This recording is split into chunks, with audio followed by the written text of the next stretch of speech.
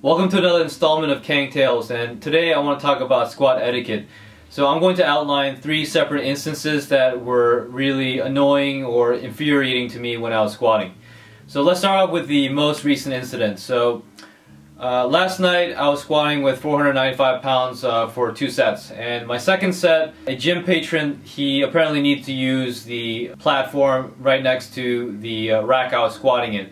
So it was in my sight, my peripheral vision when I was squatting. And I don't know why this guy, he couldn't wait 20 seconds for me to finish my set. Again, it's with a quarter ton on my back, and I don't want to have someone suddenly pop up in the corner of my eye, and maybe he can physically disrupt my squat.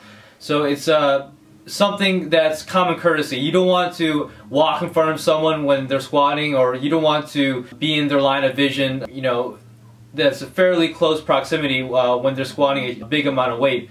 Again, because any type of wrong move or any type of misstep, it can cause serious injury.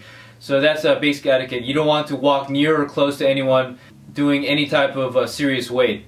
So again, that serious weight is subjective, but again, a weight that is relatively big for the person lifting.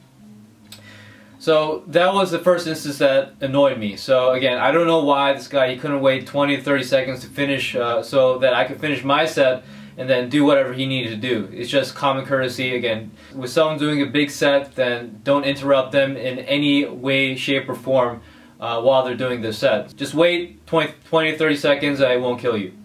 The second instance of basic squat etiquette that was violated was on a Sunday when I do my normal raw squats for volume. And I believe I was doing either my 4th or 5th working set or something like that, some later working set. And this guy, he needed to walk behind me for some reason, and it was literally 2 feet. I mean, if you feel someone coming through the back of you, you don't know if they're going to disrupt you or not. So they don't know if they're going to spot you, again, with none of your cooperation or permission, or you don't know if they may trip or have a misstep and go way too close to you when you're squatting. So again, this goes in the same light as the first instance. You don't want to be moving or have any type of close contact with a squatter when they're doing their work set.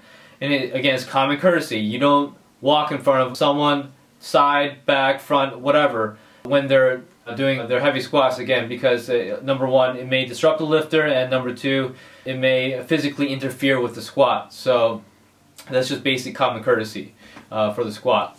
And the third instance is so I believe I was warming up for a equipped session, and I was doing 225 pounds.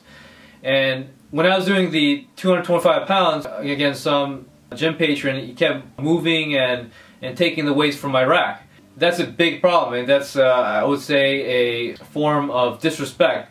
So if someone's taking weights or they're trying to put on weights while you're physically squatting in the rack, again, it's very disruptive. It can break your concentration if you're doing especially a heavy set. Thankfully, I was only doing 225 pounds, but let's say I was doing a big weight like 495, then again, it's extremely disruptive. You're, again, in the proximity of the squatter is something that's very disrespectful, and again, can physically interrupt the squat.